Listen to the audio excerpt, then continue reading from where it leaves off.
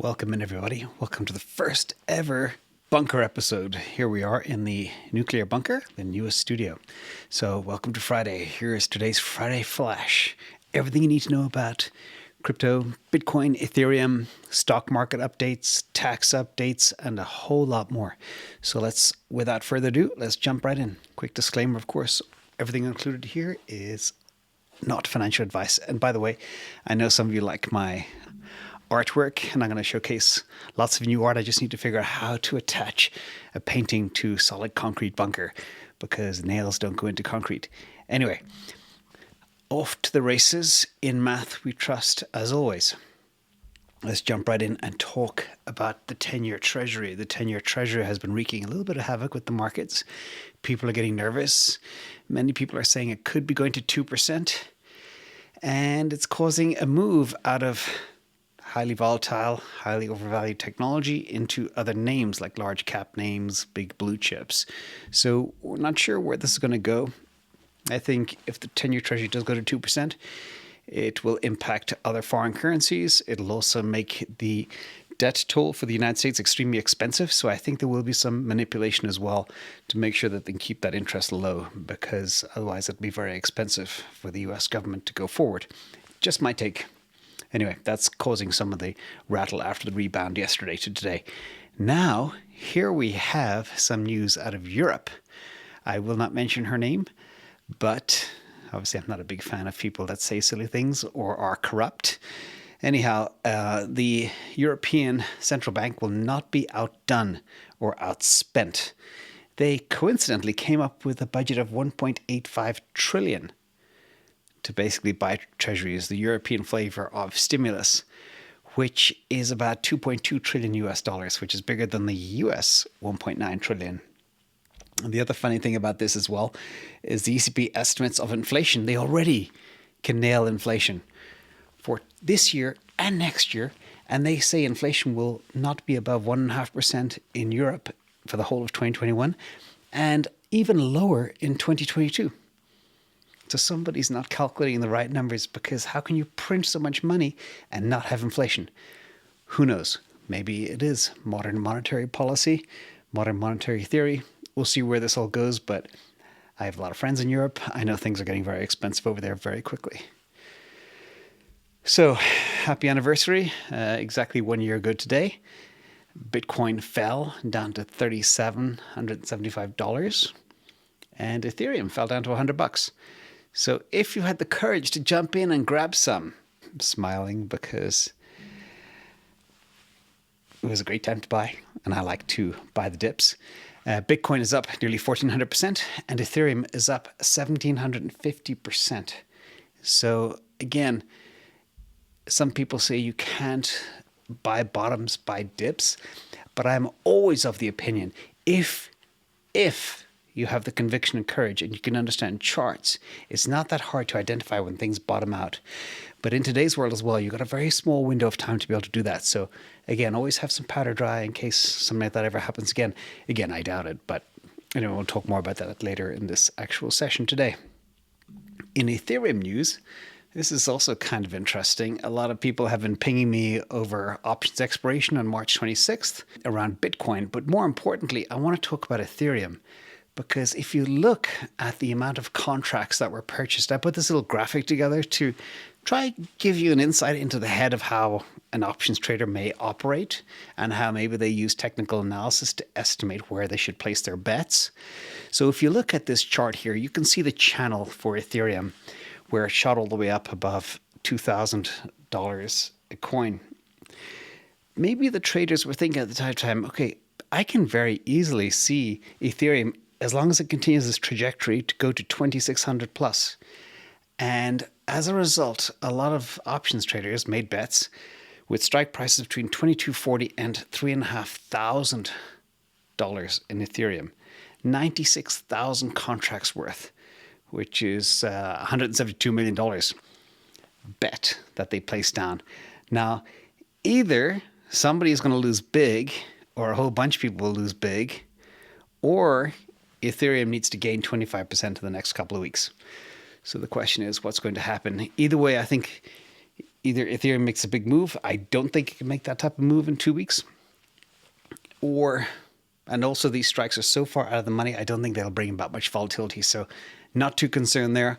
I will analyze the Bitcoin options in a further video. But again, just looking back at this chart, you can see kind of what they were thinking in terms of how much and how strong Ethereum was up until around the 20th to 21st of Feb, I think it was. And then it started to dive.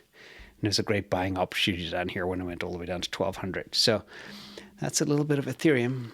But in other news, Goldman Sachs executive says the use of crypto assets is set to explode. And their reasons are the world is becoming more digital. They are seeing absolutely crazy demand for Bitcoin and crypto. And they want in. They just restarted their crypto trading desk after shutting it down 1 or 2 years ago. They just opened it up again. So interesting things happening there with Goldman. And again, a lot of the big wall of money continues to come in, not only from the Treasury side, but now from the institutional side as well. In other news, miner selling pressure is apparently declining according to CryptoQuant. And this could fuel a Bitcoin rally. Basically, what the miners are doing is they are hodling, they are holding. Some miners are actually borrowing money to pay their expenses, and they're keeping their Bitcoin as a kind of a quasi-treasury asset, and even using that treasury asset to borrow money against it, which is brilliant. F2Pool seems to have stopped selling, and it was apparent that they were selling for reasons which were not that bad as we originally thought, but more about relocation. And miners are waiting for higher prices probably before they sell. So either way, you can see from this, $50,000 according to these guys is looking like pretty good support. But again, we'll talk more about the opposite arguments as well. So spring in Bitcoin, what's going to happen? Where is it going to go? I get this question all the time. Should we sell now? Should we take our profits? And I'm going to talk a little bit about taxes at the end, so please hold on for that. But obviously, we're seeing crazy demand rising. This is just a channel that I had in a chart. And I know that my opinion is you can't really use technical analysis for Bitcoin because it's all about the actual money flowing into the asset class. But there are some things you can see from this chart and the big moves it's made since late last year.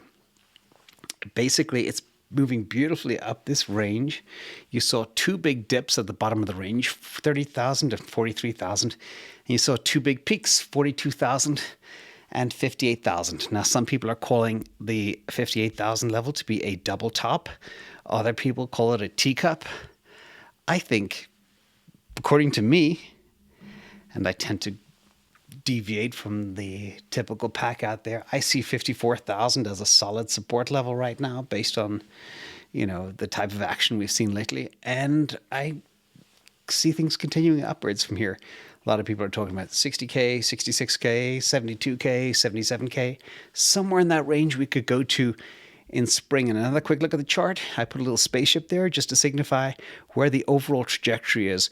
And it would not surprise me if we just continue along this path. Again, nothing is certain in this life, but this seems like a pretty solid trend, and it's all driven by buying power, and the supply is dwindling and the demand is increasing. So to me, the only way is up. In other more bad omen type news, the Puell multiple, which many of you are familiar with if you've looked at Bitcoin charts, this historically tells miners when they need to sell. Now, if you look at the red line in this chart, when it approaches the red box, the red bar, that's an indication that the market is at a top and everybody dumps their Bitcoin.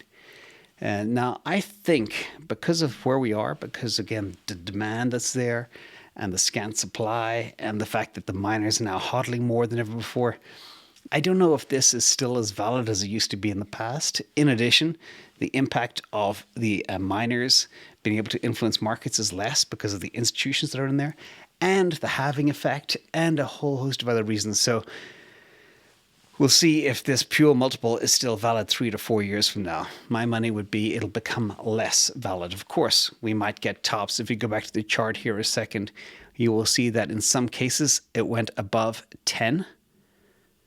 And maybe if it goes that high, that could be a cause for concern. But in the meantime, I don't think I'm that bothered about it at all. MicroStrategy. Oh my God, these guys are at it again. And made a post on Patreon this morning that he is absolutely savage. So forget buying the dip. MicroStrategy, just every time they have $10 or $15 million in their kitty on their balance sheet, they just spend it immediately. And they don't care what price they spend it at. He does not stop. Now, by my recent calculation, MicroStrategy have 0.6% of all Bitcoin on the market. I estimate there are only 14 and will only ever be 14 million or less Bitcoins.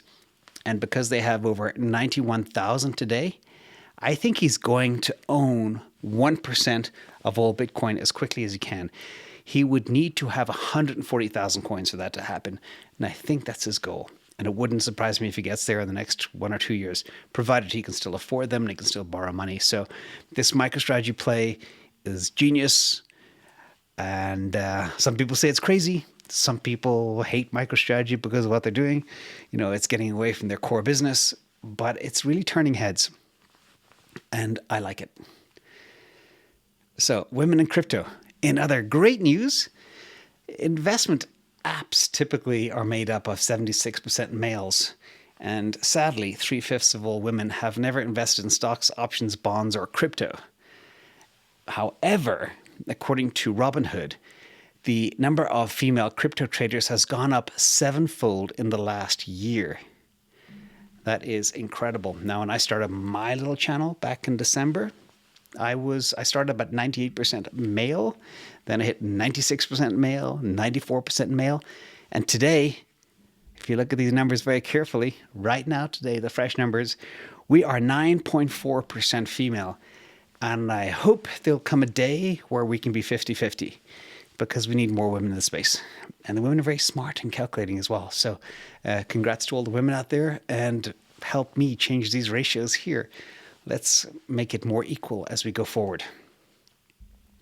Now, and more number stuff, according to the law of large numbers, as Bitcoin market cap increases, the law of large numbers will dictate that it'll be more difficult to move the price, and it'll also be more difficult for manipulators to manipulate the price of Bitcoin, which is good news because the question I get over and over and over again is Bitcoin going to go back to 20,000 or 10,000 or 15,000? When's it going to crash? Is it going to take an 85% dip like it did in the past? And again, per the law of large numbers and this publication that just came out 2 hours ago, I don't think that's going to happen as easily. The dips will not be as aggressive because, again, first of all, the number of hodlers that are holding coins for more than 3 years is at an all-time high. The number of institutional buyers that are coming in are huge, and they aren't trading. They're not buying Bitcoin to speculate. They're buying it to hold it and keep it. And if you've ever heard anything that Michael Saylor said, again, from MicroStrategy, is he never intends to ever sell. So I think this is very true, and I like it, and I believe it, and it's interesting. If you guys are interested, check out this article from Nassim Taleb. In other news, just more of a safety measure for you all, there are sadly some cryptojacking going on. This is basically when hackers hack into your computer and use it to mine Bitcoin. Now, if you had spare computer processing power, there's no harm in that if they give the Bitcoin to you that you mine, but they're not. So what's happening is these cryptojackers, you can buy a kit on the dark web for as little as $30. And they're using people's computers. They're hacking into universities, using university computers, etc. But this team of engineers, Panther engineers, has found a way to detect these cryptojackers with 99% accuracy. But I just encourage you all as well, use a very safe browser. Use something like Chrome. Don't use Brave, has its own issues. Please don't use Safari or Internet Explorer. Be very careful out there, or even Firefox. Just go with Chrome. It's supposed to be the safest. And install an ad blocking or anti-crypto mining extension on your web browser, and that will protect you. Okay, so just be very careful out there. Especially also if you have crypto and you're storing keys on your computer, you don't know who's getting in there. So if that is the case, you need to have your computer locked down solid. So be careful, everybody out there. And in tax season news, again, getting a lot of questions regarding taxes. I just want people to think, because again, people are looking at people that bought, for example, Bitcoin at $9,000 in September. They're licking their lips saying, oh, it's 59,000 now. I can make a quick $50,000 gain. But be careful. Depending on your jurisdiction, you could be paying up to 50% in taxes. Now, if you can wait to make sure you're holding, you have it at least 12 months, your long-term capital gain rates are a lot lower. For example, in the US, depending on your income level, they can be between 0%, 15%, and 20%. And 20% taxes versus 50% taxes is substantial. So please, everybody, if you are thinking about selling, think about the tax ramifications before you hit the sell trigger, or else you could have a huge tax bill. So, and also think, imagine you have to pay 50% taxes, and you have a $9,000 Bitcoin you sell for 59,000. You got 50 grand. You got to give 25,000 to the tax man. Will you be able to buy back into crypto with the balance you have left? Maybe not.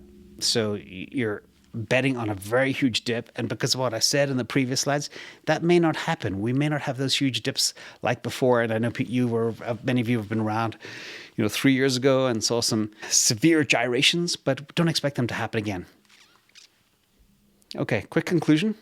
As always, first of all, spring will be interesting. I don't know where it's going to go, but my money is on things continuing upwards from the trajectory that are in play. The Treasuries are still hell-bent on buying Bitcoin, and they're doing it like there's no tomorrow.